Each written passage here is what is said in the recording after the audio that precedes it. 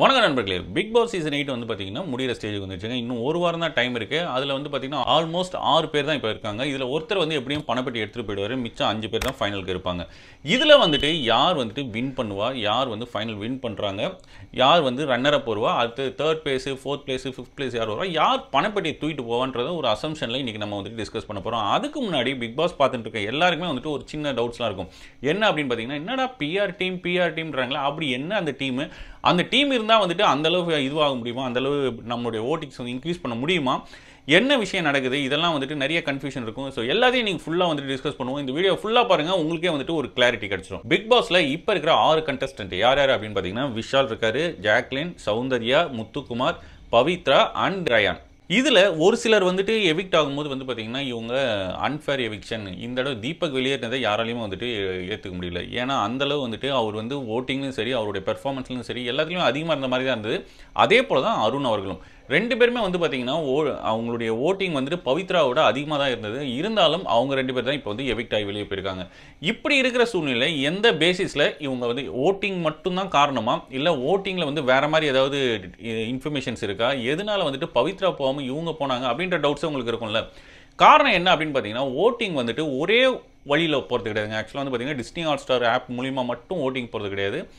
நிறைய ஒரு missed call கொடுத்தீங்கன்னா அந்த இதில் ஓட்டிங் போகும். ஸோ இந்த மாதிரி நிறைய வெப்சைட்லாம் வந்து பார்த்தீங்கன்னா, அவங்களே வந்துட்டு ஆப் லிங்க்லாம் கொடுத்துருப்பாங்க. இந்த மாதிரி நிறைய வழிகள்லேருந்து ஓட்டிங் வந்து உழுறதுனால எல்லா ஓட்டியும் ஒருங்கிணைச்சு இவ்வளோ தான் மொத்தமாக ஓட்டி உங்களுக்கு அப்படின்ற மாதிரி நமக்கு காமிக்கிறது கிடையாது. அதனால ஒவ்வொரு சைடில் நம்ம பார்க்கும்போது ஒருத்தர் அதிகமாக இருப்பாங்க, ஒருத்தர் கம்மியாக இருப்பாங்க. இதில் வந்துட்டு யார் மொத்தமாக ஓட்டு எண்ணிக்கை பண்ணும்போது அவங்களுக்கு மட்டும்தான் தெரியும் யார் வந்துட்டு இதில் அதிகமாக இருக்காங்க, கம்மியாக இருக்காங்கன்னு. அதில் சேஞ்சஸ் பண்ணுறாங்களா இல்லையா, அப்படியே வந்துட்டு டிஸ்பிளே பண்ணுறாங்களா, இல்லை அப்படியே வந்து ரிசல்ட் அனௌன்ஸ் பண்ணுறாங்களான்றதும் ஒரு புரியாத புதிர்தாங்க. ஓகே, இப்போ உங்களுக்கு ஓட்டிங்கில் வந்து என்ன போயிட்டு இருக்கு அப்படின்றது ஓரளவு வந்துட்டு உங்களுக்கு புரிஞ்சிருக்கும். ஸோ நம்ம போடுற ஓட்டிங்கு அண்ட் வந்துட்டு அதில் காமிக்கிற ஓட்டிங் வந்துட்டு கரெக்டாக இருக்கணுன்ற அவசியம் கிடையாது. அதில் மாற்றங்கள் இருக்கலாம். அதுதான் வந்து இப்போ நமக்கு வந்து ரிசல்ட்டாக வந்து வெளிப்படுது மாற்றங்கள். ஏன்னா நம்ம வந்து பார்க்கும்போது ஒருத்தவங்க கம்மியாக இருப்பாங்க, ஆனால் அவங்க வந்து ரிசல்ட்டில் வந்து பார்த்தீங்கன்னா அவங்க வந்து வெளியேறிக்க மாட்டாங்க, இன்னொருத்தர் வந்து வெளியிருப்பாங்க. ஸோ இதுதான் வந்துட்டு அந்த கன்ஃபியூஷனுக்கான காரணம்னு நான் நினைக்கிறேன். நெக்ஸ்ட் பிக் பாஸில் வந்துட்டு ரொம்ப அடிபட்ட பிஆர்ன்ற வார்த்தை, பிஆர் டீம், பிஆர் ஏஜென்சி, இந்த மாதிரி நிறைய வார்த்தைகளில் வந்துட்டு பிஆர் டீம் வச்சிருக்காங்க. அந்த வார்த்தைகள் தான் வந்து நிறையவே யூஸ் பண்ணப்பட்டது. இது காரணம் என்ன அப்படின்னு பார்த்தீங்கன்னா, அந்த டீம் ஒன்று வச்சிருந்தாங்கன்னா அந்த டீமுக்காக கண்டிப்பாக நம்ம வந்துட்டு கொஞ்சம் செலவு பண்ண வேண்டியிருக்கும். இப்படி இருக்கும்போது ஒரு சிலர் வந்துட்டு என்னால் செலவு பண்ண முடியும் அப்படின்றவங்க வந்துட்டு அதை செலவு பண்ணி அந்த டீமை வச்சு அவங்க யூஸ் பண்ணி அவங்கள வந்து அப்கிரேட் பண்ணிக்கிறாங்க. மற்றவங்களால பண்ண முடியலன்ற ஏக்கங்கள் சில பேருக்கு வந்து வெளிப்படுகிறது. இதில் நீங்கள் முக்கியமாக பார்க்க வேண்டியது என்ன அப்படின்னு பார்த்தீங்கன்னா, பிஆர் டீம் வச்சிருந்தா கண்டிப்பாக வின் பண்ணிடலாமா அப்படின்னா கண்டிப்பாக கிடையாதுங்க. இது எப்படி தான் இருக்குது, இப்போ ஒரு என்ட்ரன்ஸ் எக்ஸாம் இருக்குன்னா நீங்கள் வந்து கோச்சிங் கிளாஸ் போனீங்கன்னா கண்டிப்பாக பாஸ் பண்ணுவீங்க அப்படின்னு சொல்ல முடியுமா? அது ஒரு அட்வான்டேஜ், அவ்வளோதான். மற்றபடி படிக்கிறது, நீங்கள் உங்களுடைய ஸ்கில்லு, இதெல்லாம் எப்படி மக்கள்கிட்ட ரீச் ஆகிற மாதிரி வெளிப்படுத்துறீங்க, இதெல்லாம் பேஸ் பண்ணி தான் வின்னர் ரன்னர் வருவாங்கன்றது என்னுடைய அசம்ஷன். இதில் பிஆர் டீம் வந்து ஓரளவு அவங்களுக்கு வந்துட்டு ஹெல்ப் பண்ணுது. பிஆர் டீம் வந்து அவங்கள வந்து என்ன பண்ணுவாங்கன்னா, அவங்களுடைய நல்ல விஷயங்களை மட்டும் ப்ரொமோட் பண்ணிக்கிட்டே இருப்பாங்க. அதாவது இப்போ அவங்க வந்துட்டு ஒரு அழகாக சிரிக்கிறாங்க, ஒரு அழகான விஷயங்கள் பண்ணுறாங்க, ஒரு எப்போவுமே வந்துட்டு ஒருத்தர் வந்துட்டு நல்லதே அது கெட்டதே பண்ணிட்டு இருக்க போகிறதில்ல, அழுதுகிட்டே இருக்க போகிறதில்ல, எப்போவுமே வந்துட்டு கோமாவே இருக்க போகிறதில்ல. கரெக்டுங்களா? அவங்க வந்துட்டு ஒரு சில டைம் நல்லதாகவும் இருப்பாங்க, ஒரு சில டைம் என்டர்டெயின் பண்ணுற மாதிரி இருப்பாங்க, ஒரு சில டைம் டான்ஸ் ஆடுவாங்க, ஒரு சில டைம் பாட்டு பாடுவாங்க. அவங்களுடைய அழுகைகளும் வந்துட்டு சிம்பதி கிரியேட் பண்ணுற மாதிரி இருக்கும். இந்த மாதிரி சில விஷயங்கள் எல்லாத்தையும் வந்துட்டு தொகுத்து அவங்க வந்துட்டு இன்ஸ்டாலையோ இல்லைனா வந்துட்டு சமூக ஊடகங்கள் இருக்குல்ல, எல்லாத்தையும் அவங்க வந்து வீடியோ வந்துட்டு போட்டுக்கிட்டே இருப்பாங்க. அவங்கள பற்றி வந்து நீங்கள் எங்கே போனீங்கனாலும் சரி அவங்கள வந்து வியூ பண்ணிக்கிட்டே இருக்க மாதிரி இருக்கும். இப்போ வந்து பார்த்தீங்கன்னா, ஒருத்தர் நீங்கள் மறக்கவே கூடாது அப்படின்னு பார்த்தீங்கன்னா, அவங்கள வந்து ஃபோட்டோஸாக நீங்கள் வந்து அங்கங்கே பார்த்துக்கிட்டே இருந்தீங்கன்னு வச்சுக்கோங்களேன், அவங்கள பற்றி ஒரு தாட்ஸ் வந்து நமக்கு வந்துகிட்டே இருக்கும். அதுவும் நல்ல விஷயமாகவே அவங்கள பற்றி நீங்கள் பார்த்துக்கிட்டே இருக்கீங்கன்னா என்ன தோணும், கண்டிப்பாக வந்து அவங்கள பற்றி ஒரு நல்ல அபிப்பிராயம் தான் உங்களுக்கு உருவாகும். இது மாற்றி வந்து நீங்கள் யோசிச்சு பாருங்க. அதே இது அவங்கள வந்து நீங்கள் எதுவுமே பார்க்காம இருக்கிறீங்க, வெறும் ஷோஸில் மட்டும் தான் பார்க்குறீங்க அப்படின்னா அவங்க வந்து நடக்கிற விஷயங்களை பொறுத்து தான் அவங்கள ஜட்ஜ் பண்ணுவீங்க. இந்த மாதிரி நீங்கள் வெளியில் உலகத்திலையும், அதாவது உங்களுடைய சமூக ஊடகங்களையும் நீங்கள் வந்துட்டு நிறைய அவங்களுடைய நல்லதை பார்க்கும்போது அங்கே வந்துட்டு அவங்க சில தப்புகள் பண்ணால் கூட சரி பரவாயில்லப்பா, இவங்க ஆனால் க்யூட்டாக தான் இருக்காங்க, இவங்க பரவாயில்லப்பா, இவங்க வந்து நல்லது தான் பண்ணுறாங்க, இந்த தாட்ஸும் வந்துட்டு மக்களுடைய மன ரீதியாக அணுகிறது தான் வந்துட்டு இந்த பிஆர் டீமுடைய வேலைங்க. இது வந்து பார்த்தீங்கன்னா முதல் சில சீசன்லாம் வந்துட்டு, அதாவது ஃபர்ஸ்ட் சீசனில் யாருக்கும் இது வந்து அந்தளவு பரிச்சயமாக இருக்காது. அதுக்கப்புறம் நடந்த சீசன்லாம் ஓரளவு ஐடியா பண்ணி இந்த மாதிரி வந்துட்டு நிறைய பேர் பண்ணியிருக்கிறது வந்து பார்த்தீங்கன்னா வெளியில் வந்துட்டு அந்தளவு தெரியாமல் தான் இருந்தது. சீசன் ஒன்றா போக போக வந்து பார்த்தீங்கன்னா கேஷ்லாம் வந்துட்டு பேசுகிற அளவுக்கு இந்த சீசனில் வந்துட்டு ஆமாம் அப்படின்னு ஒத்துக்கிற அளவுக்கு வந்துட்டு போயிடுச்சு. இதுக்கப்புறம் வந்து பார்த்தீங்கன்னா இதில் என்ன தப்பு இருக்குது, அது அவங்களோட விருப்பம் அப்படின்ற அளவுக்கு போயிடும். இதில் என்ன சொல்ல வரேன் அப்படின்னு பார்த்தீங்கன்னா, இதில் பணம் இருக்கிறவங்க இதை வந்துட்டு யூஸ் பண்ணிக்கிறாங்க. பணம் இல்லாதவங்க கண்டிப்பாக வந்துட்டு இதை வைக்க முடியாது. பிஆர் டீம் வைக்க முடியாது.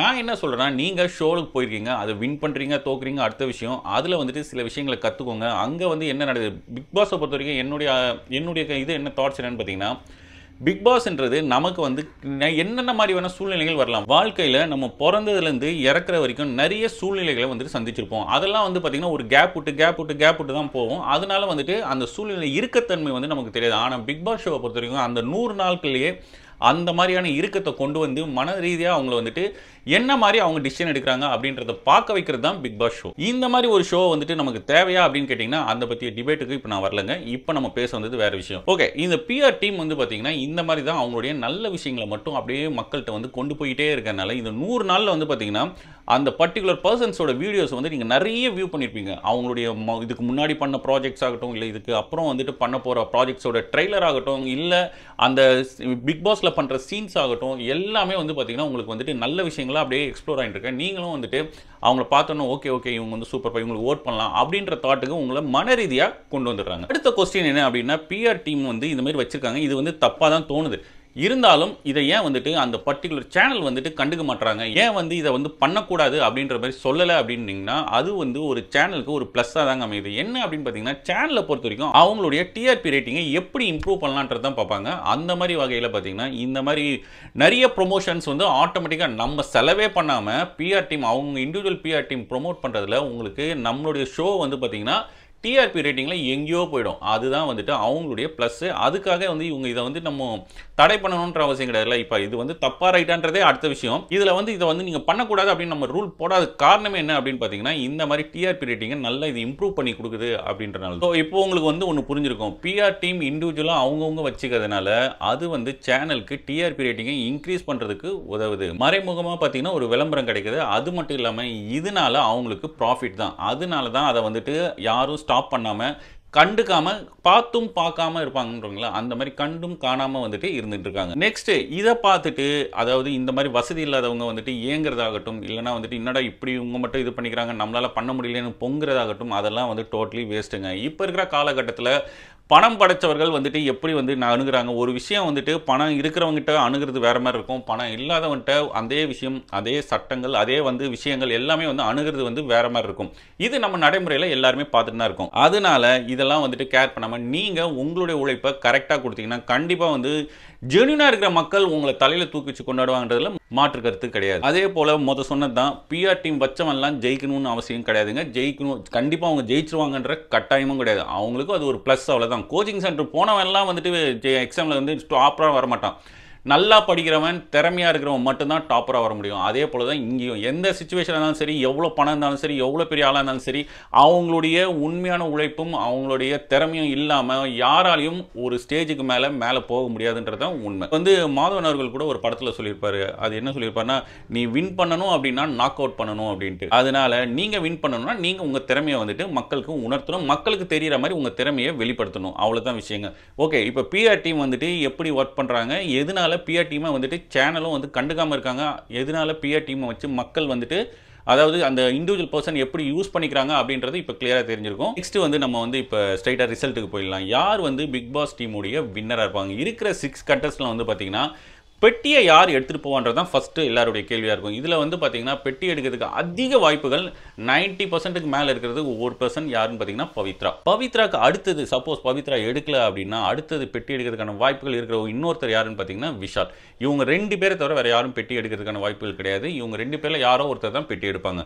ஓகே, பெட்டியை எடுக்கிறது இவங்கலாம் வந்து பேலன்ஸ் இருக்கிறது ஒரு 5 பேர். 5 பேரில் வந்துட்டு யார் வந்துட்டு 5th பிளேஸ் வருவா அப்படின்னு பார்த்தீங்கன்னா அது எல்லாருமே ஓரளவு ஜட்ஜ் பண்ணிட்டு இருப்பாங்க. 5th பிளேஸ் கண்டிப்பாக ரயான் மட்டும்தான். 4th பிளேஸ் யார் அப்படின்னு பார்த்தீங்கன்னா ஒன்று விஷால் இல்லை பவித்ரா. யார் பெட்டி எடுத்துகிட்டு போகிறாங்களோ அவங்க இல்லாமல் இன்னொரு நபர் வந்துட்டு பார்த்தீங்கன்னா 4th பிளேஸ் வர்றதுக்கான வாய்ப்புகள் அதிகமாக இருக்குது. 3rd பிளேஸ் அப்படின்னா வந்து 4th பிளேஸ் இவங்க போயிடறாங்க. மிச்சம் இருக்கிறது 3 பேர். யாருன்னு பார்த்தீங்கன்னா முத்துக்குமார், சௌந்தர்யா அண்ட் ஜாக்லின். இதில் 3rd பிளேஸ் வந்துட்டு கண்டிப்பாக வந்துட்டு ஜாக்லின் தான் அடிப்பாங்க. அடுத்தது வந்து பார்த்தீங்கன்னா 2nd பிளேஸ் 1st பிளேஸ்ன்றது யாருக்குன்றது உங்களுக்கே ஓரளவு புரிஞ்சிருக்கும். இது வரைக்கும் பிக் பாஸ் கண்டினியூஸாக பார்த்தவங்களாகட்டும் இல்லை 24/7 பார்த்தவங்களாகட்டும் யாராக இருந்தாலும் ஓரளவு அசம்ஷன் வந்திருப்பீங்க. கண்டிப்பாக இந்த தடவை டைட்டில் வந்துட்டு முத்துக்குமார் தான் அடிப்பார்னு. முத்துக்குமார் தான் வந்துட்டு இந்த தடவை டைட்டில் வின்னரா இருப்பாரு. அண்ட் செகண்ட் பிளேஸ்ல சௌந்தர்யா தான் இருப்பாங்கன்றது தான் நம்மளுடைய கணிப்பும். இந்த கணிப்புகள் வந்து பாத்தீங்கன்னா இது வரைக்கும் பிக் பாஸ் அனலைஸ் பண்ணதை வச்சு இப்ப நடந்துட்டு இருக்கிற விஷயங்களை வச்சு நம்ம சொன்னது. கண்டிப்பா வந்துட்டு இது மாறலாம், மாறாமையும் போகலாம். மாறிச்சே அப்படின்னா இதுல வந்து வேற ஏதோ ஒரு வேலை நடந்திருக்கு அப்படின்னு தான் நம்ம எடுத்துக்கணும். ஓகே, வெயிட் பண்ணி தான் பார்க்கணும். இந்த ஒரு வாரம் போனதுக்கு அப்புறம் தான் நமக்கு பிக் பாஸோட வின்னர் யாரு, ரன்னர் யாரு, பொட்டியை தூக்கிட்டு போறது யாரு, மற்ற பிளேசஸ்லாம் யார் யாருன்றது நமக்கு தெரிய வரும். பிக் பாஸ் சீசனை வந்து பார்த்துட்டு இருக்கவங்க எல்லாரும் ஒன்றே ஒன்று தெரிஞ்சுக்கணும். இங்கே வந்து நடக்கிறது வந்து மன ரீதியான ஒரு விளையாட்டை தவிர இது வந்து கண்டிப்பாக உங்கள் வாழ்க்கைக்கு உதவுமா அப்படின்னு நீங்கள் கேட்டிங்கன்னா அது ஒரு கேள்விக்குறி தாங்க. ஏன்னா இப்படி மாதிரி சுச்சுவேஷன் வந்துட்டு இந்த மாதிரி கண்டினியூஸாக நமக்கு வர்றதுக்கான வாய்ப்புகள் கிடையாது. அதே போல் நம்மளுடைய வரும்போது நம்ம அந்த மாதிரி பிரச்சனைகள் வரும்போது கடவுள் நமக்கு வந்து பிரச்சனைகளை கொடுக்குறாரு அப்படின்னா அந்த மாதிரி சூழ்நிலைகளை நம்ம ஈஸியாக வந்து ஹேண்டில் பண்ணுவோம். ஏன்னா அப்போ வந்து நமக்கு சப்போர்ட்டாக கூட நான் ஒரு 2-3 பேர் இருப்பாங்க. தனியாக ஹேண்டில் பண்ணுறதா இருந்தாலும் ஹேண்டில் பண்ணுறவங்க கண்டிப்பாக பண்ணிட்டு தான் இருக்காங்க. இந்த மாதிரி ஒரு ஷோட மூலியமா தான் நமக்கு அது தெரிய வரணும் அப்படின்ற அவசியம் கிடையாது. இருந்தாலும் இது ஒரு நல்ல ஒரு என்டர்டெய்னிங்காக என்ஜாய் பண்ணுங்கள். பிக் பாஸ் சீசன் 8 உடைய ஃபைனலாக வின் பண்ண போகிறது நம்மளுடைய கணிப்பு கரெக்டாக தப்பான்றதை நீங்கள் வந்துட்டு கமெண்ட் பண்ணுங்கள். வெயிட் பண்ணி பார்ப்போம் இந்த வாரம் முடிஞ்ச ஒன்றும் யார் வந்து வின் பண்ணுறா அப்படின்னு.